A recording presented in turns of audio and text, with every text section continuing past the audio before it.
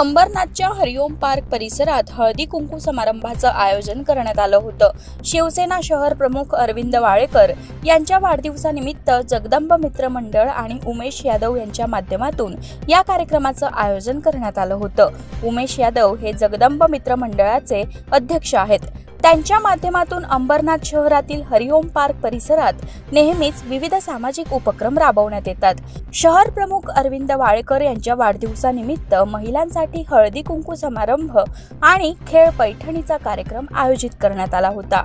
या कार्यक्रमाला माजी नगराध्यक्षा मनीषा वाळेकर, समाजसेविका साधना वाळेकर, महिला शहर संघटक नीता परदेशी, विभाग संघटक जयश्री गुप्ता, युवती सेनेच्या स्नेहल कांबळे यांच्यासह आयोजक सारिका यादव, आरती यादव आणि शिवसेनेच्या महिला पदाधिकारी उपस्थित होत्या। यावेळी माजी नगराध्यक्ष मनीषा वाळेकर यांनी उपस्थित महिलांना मार्गदर्शन केलं, तर खेळ पैठणीचा कार्यक्रमात विजयी झालेल्या महिला स्पर्धकांना पैठणी आणि विविध आकर्षक भेटवस्तू देण्यात आल्या।